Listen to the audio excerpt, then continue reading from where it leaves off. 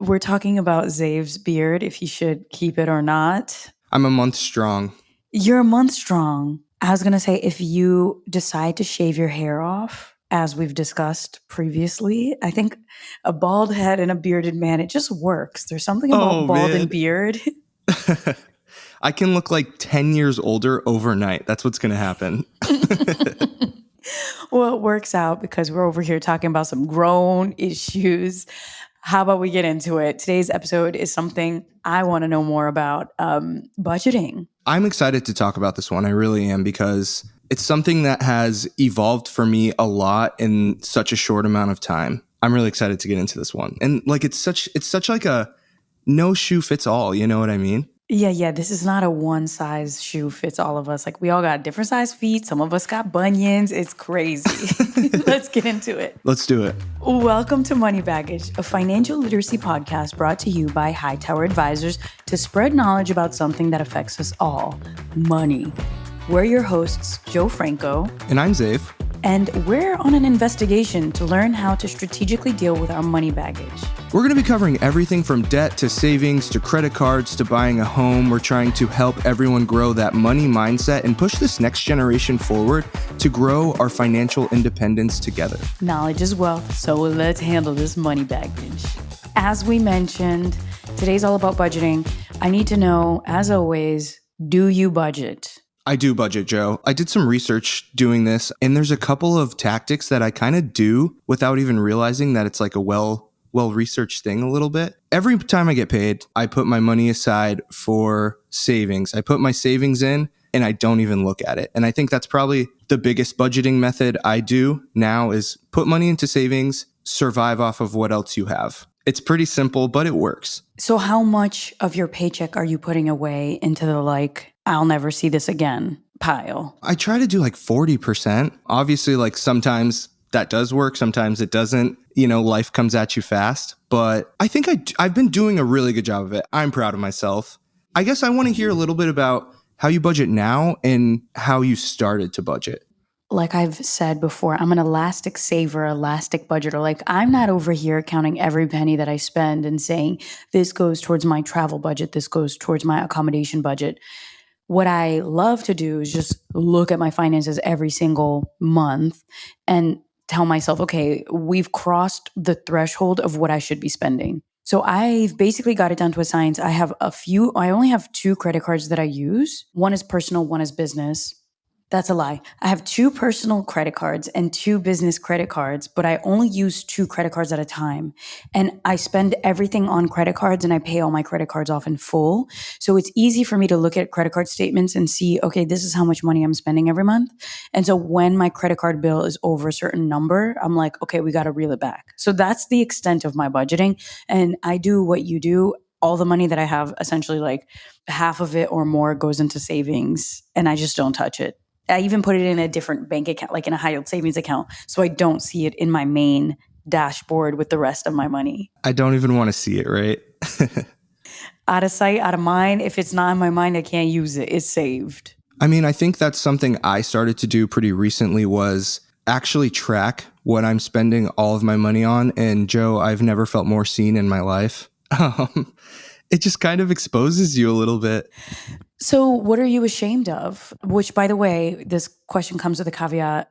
We all have a little bit of money shame, and it's just time to shed it away because it's, it is what it is. I eat out a lot. That's probably the biggest thing. I love to eat out. I really do. The week I get paid, I eat out a bunch in celebration. We've talked about this before. Are you cutting back on the restaurants and dining experiences, or you're just accepting it? Because if you know you're the restaurateur, then that should be your biggest budget category. Definitely. If you categorize your spending like that. I've kind of transitioned to a little bit more of a quality over quantity situation. I think when I first, moved to Chicago, I was trying every new place and I was always, super disappointed in $100 broker. So I do my research a little bit more. I make it an occasion thing. I will spend the money if I know it's going to pay off. Let's talk about that for a second. I just started having this realization when it comes to travel because in my early 20s, my mid 20s, I was broke and I was just like happy to be there. Not gonna lie, I'm still just happy to be wherever I am, but I got some quality standards that I need to uphold. Like I just came back from this Airbnb in Rome and it was a 2-bedroom, 2-bath. On paper, it was amazing. I was the first guest staying in there with my friend. And I was like, you know what? This is a deal. I can get a deal on this since, there are no reviews. And then I show up to the place covered in dust, covered in hair, stains on the sheets, silverfish, like these creepy little bugs coming out of the bathroom in the bedroom, went into one of my friends' suitcases. And I was just like, okay, this is something that I would have accepted in my early mid-20s. This is not something I ever want to accept again. And it was a big aha moment for me where I'm like, your girl's got quality standards now. Just because something is cheap and big, like a 2-bedroom, 2-bath, doesn't mean that it's worth it. Like I would have rather spend $30 more a night and gotten a clean place that I'm not worried about waking up with like a bug in my bed than this for a discount. So I think quality is a really important thing when it comes to budgeting. It's like know what you're not willing to sacrifice quality on and allocate that. Just deciding what's worth it and what's not, right? A little bit off topic, but if I had $1 for every time I saw an Airbnb that the pictures online were so pristine, and then you get there and it's like, this is not at all what it looked like online. I'm like, they're selling me an Instagram haven. Like it is looking sleek, whitest sheets I've ever seen. I show up and it's like borderline looking like a busted old prison with stained mattresses. I'm like, I got to get out of here. I should have budgeted for more when it came to that. Mine is food. Is there one that you are trying to work on budget-wise or a little not? I'm like just elevating in quality. I think this is what happens when you turn 30. You don't want to go out to a restaurant unless it's been recommended by a friend. Same thing with you. Like I go to restaurants and I'm all excited. I get there, the food is whack. And I'm like, if I could have cooked a better meal than I just paid $30 for a plate for, I'm upset. And we're living in an age where you can find reviews. And so in theory, the reviews should save you. But I'm realizing that my quality is different than most people's quality. Like I'm a little ashamed because I'm getting a little like snobbish, for lack of a better word, when it comes to quality. Because I'm like, I just know that there's better out there. Jo, there's nothing wrong with being a little bougie. Oh, I'm a little bougie when it comes to my taste, man. And this is not just for restaurants. This is for entertainment, for activities, for how hospitality is one that I'm really, really big on. If I go to a hotel and I'm paying $300+ a night, I expect to be treated well because I've experienced being treated really well before in establishments like that. So whenever I go to a place where I'm like paying high prices and getting low quality service, I'm just furious. I'm just like, dang. So I was even joking recently to my friend. I was like, I should start being kind of like a food critic or like a vibe consultant when it comes to activities, restaurants, because I feel bad knowing that so many people are out there wasting their hard-earned money on low quality food and experiences and accommodation. No, I hear that. I 100% hear that. So do your research is the first takeaway today. Do your research. Do your research and know your sources. Yeah. Know your sources, because just because you see 100 reviews doesn't mean that those reviews are trustworthy. That's the issue with our society today. It's true. I mean, there's so many more reviews everywhere, but that just means there's just as many more fake reviews and stuff like that. Fluff reviews, people getting paid to leave reviews of places that suck, but that's for another day.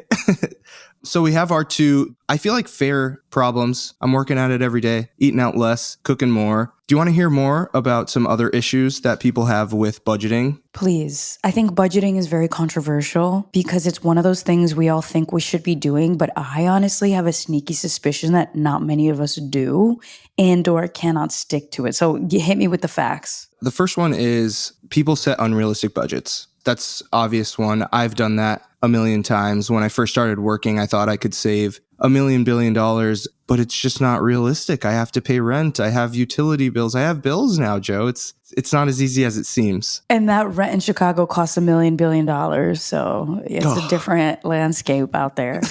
Don't remind me. Another one is that people have nothing to aim for. I set goals. I do. For like savings is the biggest one for me. I aim for a yearly savings goal. That's pretty much it though. I don't have a ton of goals because I get really disappointed if I don't make it, you know? Well, I think having short-term, medium-term, and long-term goals would be a great journal prompt for people out there to think about. Because, yeah, I think if you have an attainable goal, then you just have a number in your mind. So that's a great way to start tweaking the relationship that we have with budgeting. Set some goals. Great thing to know. What else we got? We got that. Oh, okay. This is a good one. Other people are making you spend. Ooh, this seems a little dramatic and It's interesting. touchy. Tell me more.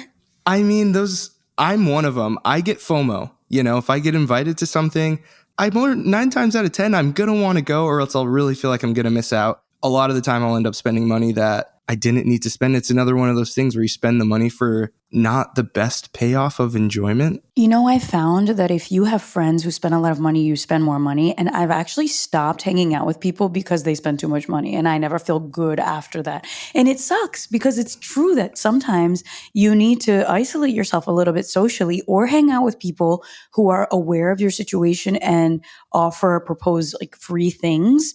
Than if you're going to try to maintain these ridiculously expensive friendships for not much return in the wallet and heart space. We have not talked about this as a society yet, how there are some people that really just bleed your bank accounts. It's true. It is so true. I think just be transparent at the end of the day. People's feelings don't get hurt that much when you're like, hey, I have this budget. I have this thing that I'm aiming for. I can't come out tonight. I'm sorry. Or proposing a free activity or like, hey, can we cook in together instead? I've had friends tell me that, and I've told friends that like, hey, y'all, I'm on a money diet. So if you want to kick it with me, let's get some creativity going. Let's play a board game. That's free. But if you know that you have a goal, it's your responsibility to tell people in your life of this goal. Great takeaway. What else? Your budget isn't flexible enough or your budget is too strict.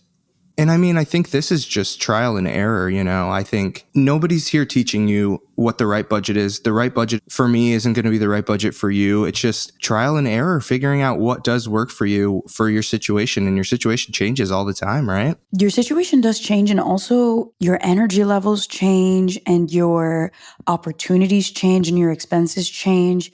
I love the idea of an elastic budget, knowing that you're headed in the right direction, but not living a too strict life. It's almost the same thing with dietary preferences. Like I know some people have restrictions and allergies. I have a shellfish allergy. You're not going to catch me nibbling on a shrimp because I'm trying to like be elastic. But you know, there are certain things for me, I eat pretty healthy 9 times out of 10, but when I'm traveling, I'll eat pizza and cheese. And then of course I suffer because I'm a little bit lactose intolerant, but I'm not going to let my strict diet when I'm home and in machine mode limit the life that I live when I feel like living that life. Or even alcohol is another example. Like, you know, having a cocktail here and there is one thing, but then I'm the kind of person that I'll drink a little bit and drink with you if it's a social environment. But it's everything in moderation. It's just that saying, everything is good in moderation. Everything in moderation. I completely agree. You can't be too strict. And I've experienced this myself where I am trying to save so hard. I'm trying to budget so hard. I'll go off the deep end and end up spending more on something stupid than if I just, you know, moderately had fun here and there and moderately eat out. It's something I'm figuring out, Jo. We're figuring out together. It is interesting to compare budgeting with like diet culture because it's almost like that you just like get so hungry that you eat everything. It's like you're depriving yourself of everything that you lash out and you end up buying, like you go on a shopping spree. And I've heard that from various people in my life as well, that they went on such a strict budget with themselves. They were like truly depriving themselves of the joy that made them feel like themselves. So that one day they just woke up and they're like, that's it. I'm going all out. And they like get new credit cards and buy things that they don't need. So keeping in that moderation mindset is key, I think. And I think that brings us to our next one, which is self-control. Great topic. I'm an impulsive person, Jo. I make impulse decisions left and right. So this is definitely something I've been working on personally a lot. What are you impulsive about? There's 2 heads of the snakes here. I didn't want to get into both today, but here we are. Y'all know I love this. There's the eating out thing, which I am getting better on. And then there's the shopping thing. I think I've mentioned it before. I've always been really into like fashion and clothes and stuff like that. Since I was in high school, I think now 25-year-old Xav is buying a lot of stuff that 18-year-old Xav really wanted and couldn't afford. So it's a tough thing. What do you think 50-year-old Xav would be saying about mid-20s Xav? I think he'd say, I'm proud of you, but you can do a lot better. And how could you do a lot better? I buy stupid things. I do. I buy something that it's an impulse thing. It really is. It's always an impulse thing. I'm like, wow, that looks really cool. I've wanted that since I was a kid. I got it now. Realized I don't really want it as an adult. Okay, wait. What was the last, and I'll answer this too because it's only fair. What was the last silly thing that you spent money on that you're like, I really didn't need that, and now I'm like X amount of dollars broker, and that was stupid? Oh, Joe, it's got to be this pair of shoes. It's a beautiful pair of Nikes. I spent more than I'm proud to say on them. How much? Admit it. I'll tell you how much my stupid purchase was. 800? I did it, Joe. Ask me how many times I've worn them. How many times? $800 on a pair of shoes, kid? That's like, that is like a lot of dinners. That's a lot of things that make you actually happy. I know, it sent me back. We are unpacking the money baggage today. Okay, why? I've always wanted them. They're so cool. They were so cool. I'm learning. It was an impulse buy. I saw them out. I was like, I must have them. So 50-year-old Xav, if you're listening, I'm sorry for that one. I'm going to forward this to you. I'm going to set a calendar alert in 25 years. Like, Xav, listen to this. You still got those shoes. If anything, I would consider those shoes a trophy of like never to be impulsive. Every time I look at them, I'm like, you need to be smarter. But really we're here talking about it. So that's one step in the right direction. Step by step. For me, I'm very impulsive as well. I make decisions so fast about everything. Like, I made the decision to buy my house within an hour, and then I put in an offer within 2 hours, and then I closed on the house as soon as I could. Story. It was crazy. But like, this is how I buy everything. I walk into a store and I have this thing called an OPP, a one price policy. I will walk into a store. If I don't know the store, I'll look at something that like a basic item, like a shirt, and I pick the price tag up, and if the shirt is more than $50, I will get out of the store. And then if the shirt is under $50, I'll walk around, but I scan the entire store, and I know if I'm going to buy something in 5 minutes or less. And if I need to buy it, I will not try it on. I will buy it because I know my size. It's crazy. So I'm very impulsive when it comes to buying things, for better or worse. It's like I know exactly when I want something and exactly when I don't. And if I'm unsure. Are you pretty strict with it? If it's $52, but you really like it, are you going to do it or no? If I really like it, then I'll go to the clearance section and see what they got. Fair. No, but like, it's all about principle for me. If I'm in between, if I don't know if I want the item, I won't buy it.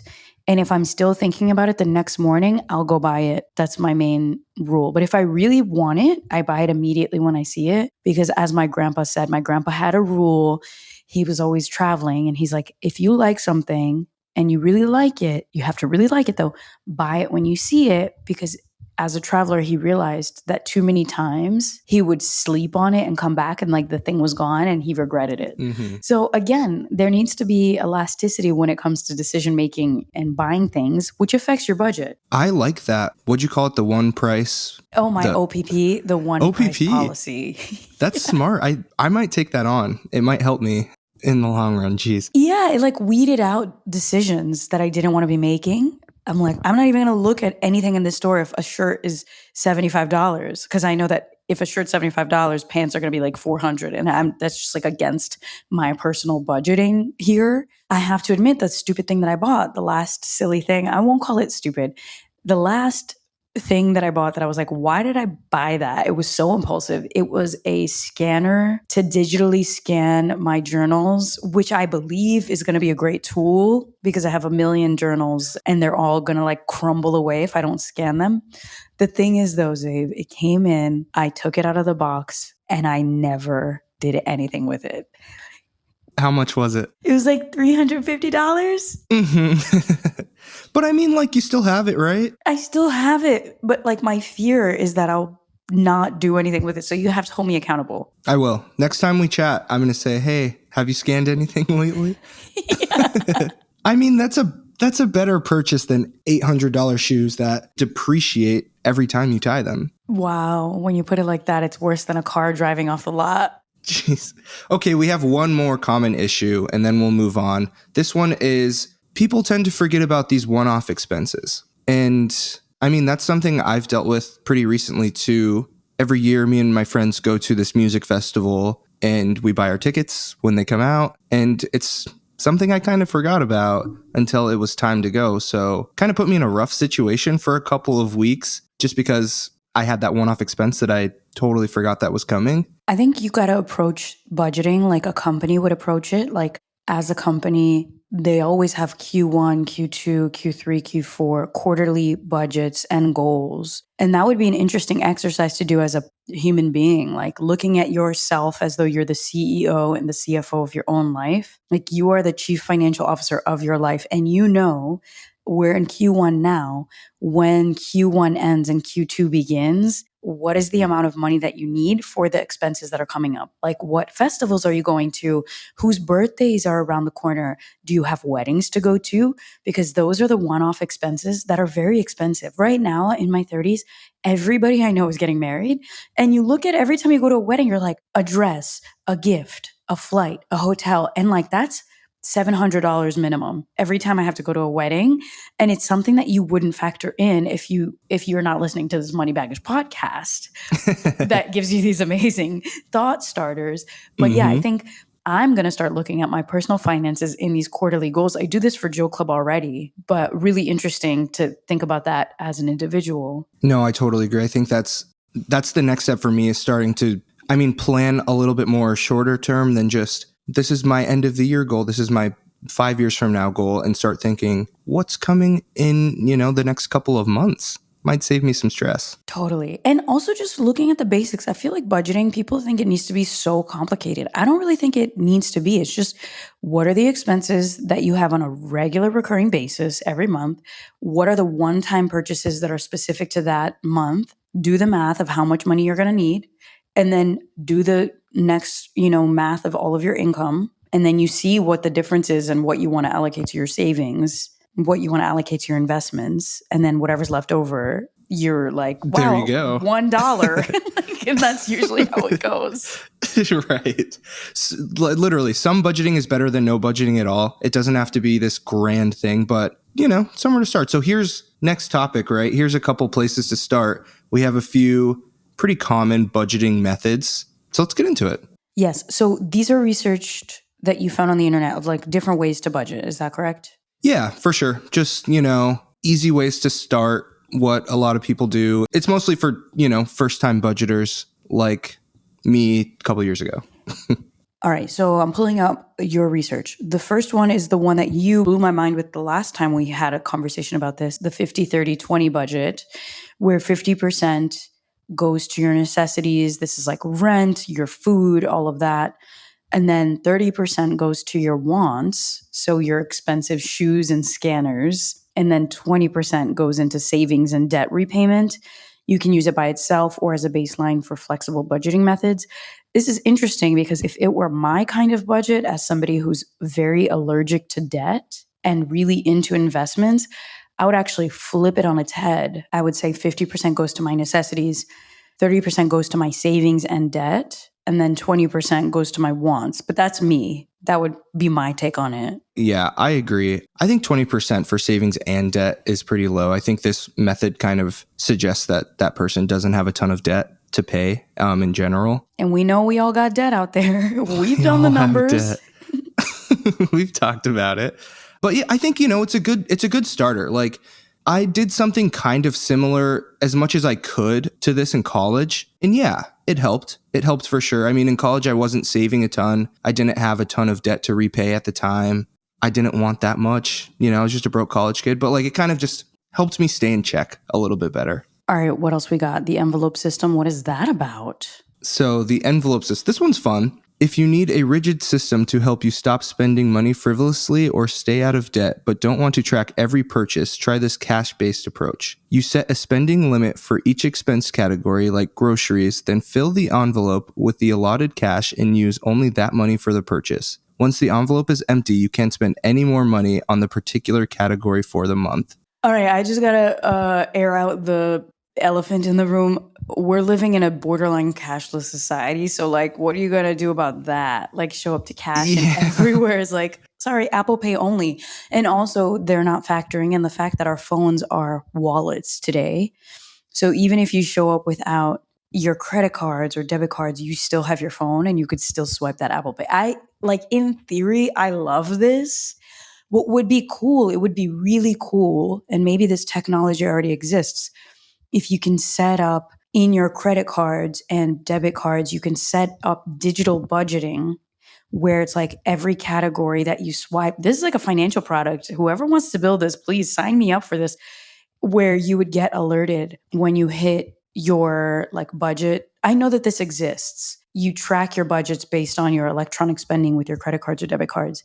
And then you basically get alerted like, hey, you've already spent your budget in dining. But then you can just click ignore and like reserve your next restaurant. So yes, okay, I like that. I think it's great if you can pay with cash around wherever you shop. But to be honest, I don't know if it's realistic in 2023. Jo, when's the last time you paid something in cash? Well, so I've been traveling in Europe right now, and a lot of things are like the Rome metro system. I think it's only with cash. So I have a bunch of foreign currencies in my wallet right now, which is just weighing me down. Super dope. I'm proud of it. Mm-hmm.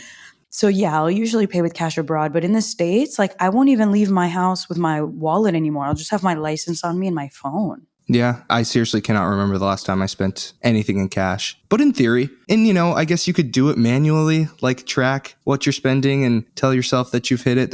If you're going to do this method, you got to be good on that self-control one because you're the only person that can hold you accountable here. What are some other, modern budgeting methods? So this one's called Pay Yourself First.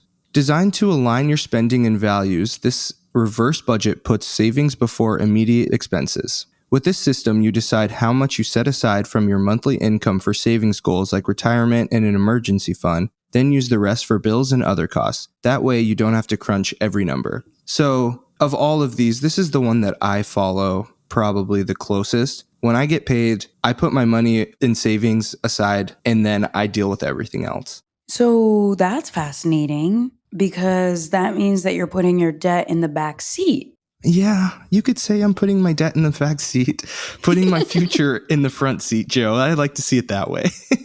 I actually love that. It's tricky. I think this is where you would really need to do some math and understand if you're putting money in a savings account and the APY, as in the interest that you're earning on it, is higher than your debt APR, which never is the case because debt APR is like really high most of the time. Like you got to do the math, right? Because if you're saving, but then your debt is accumulating into such a high amount, then it doesn't make sense. I need an advisor. Can you get an advisor on the line? You and me both. Maybe we should call one up for the next episode. Like, how do I budget? What do I do? Tell me what to do. No, but so anyways, I do like this psychologically speaking because you feel good. Like you're more motivated when you know that your money is going to go towards the things that you have in mind as far as your savings goals and your investment goals. And for that, I think it's valuable. I think, doing this method kind of helped me start to get that, 6-month emergency fund.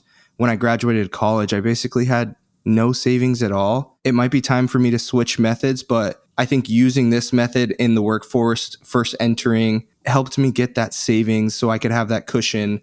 If all else fails, if everything hits the fan, I think I'll land on my feet. So that was the biggest thing for this method, I think. I like that. We love a good landing pad. So we got one more. Yeah, lastly, we have the zero-based budget method.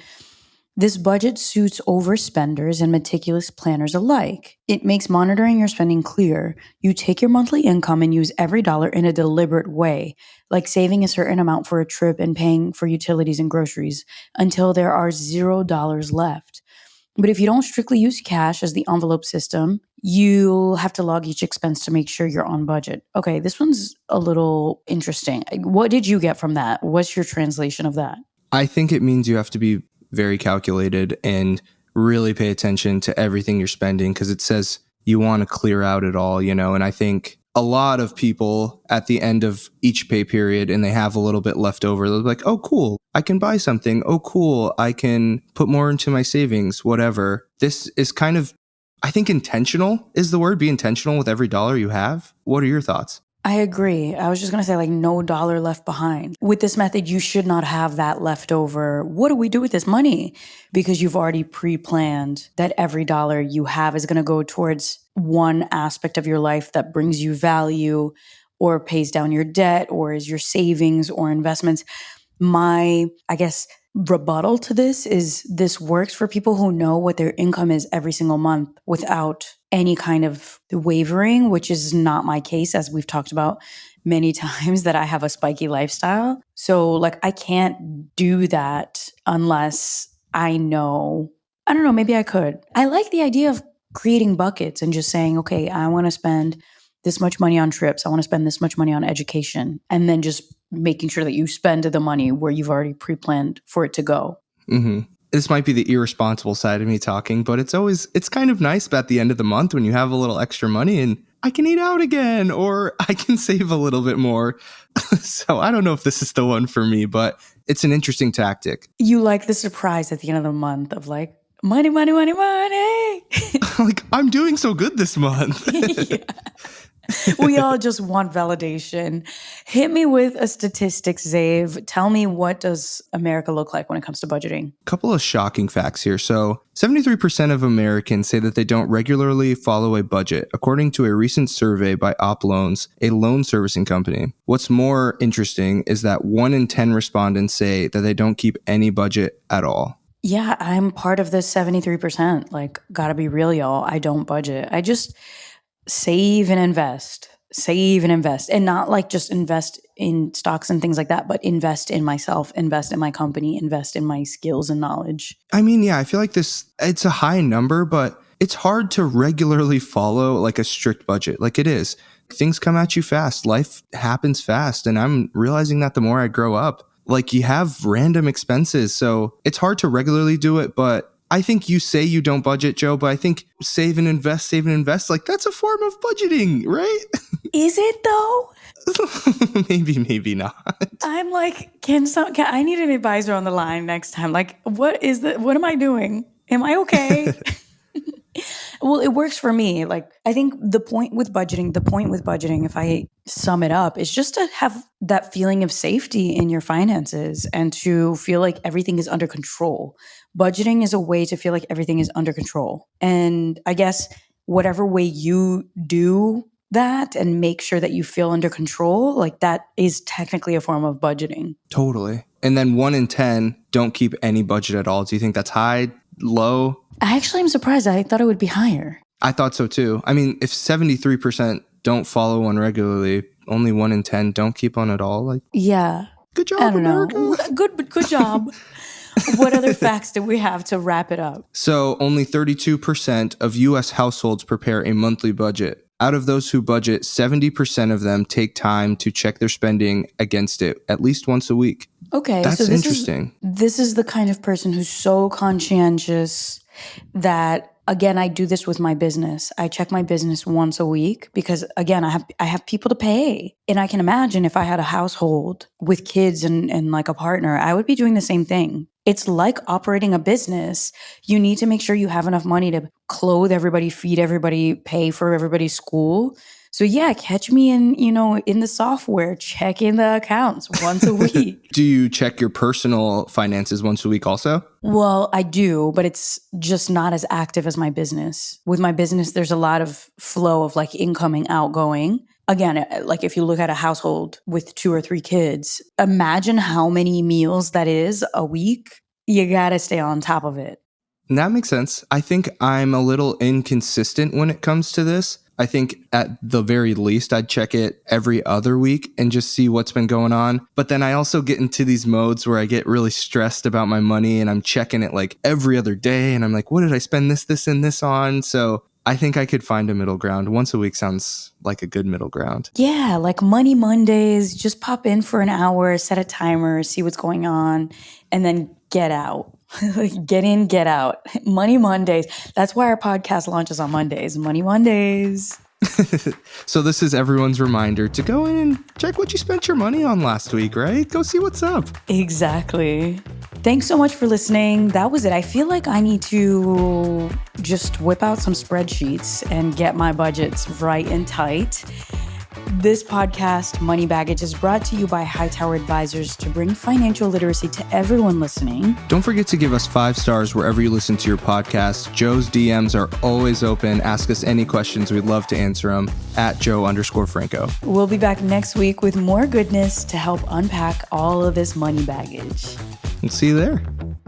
This video is a simulation and is for educational purposes only. Jo Franco is presenting the information in this video in her capacity as a consultant to Hightower Holding LLC and its affiliates and subsidiaries, and not as an actual client of Hightower Advisors LLC. The material provided in this article is prepared and researched by its author and does not serve as an endorsement or a reflection of the views of Hightower Holding LLC or any of its affiliates. Hightower does not make any representations or warranties expressed or implied as to the accuracy or completeness of the information or for statements or errors or omissions or results obtained from the use of the information contained herein. Hightower Advisors LLC is an SEC registered investment advisor. Securities are offered through Hightower Securities LLC member FINRA/SIPC.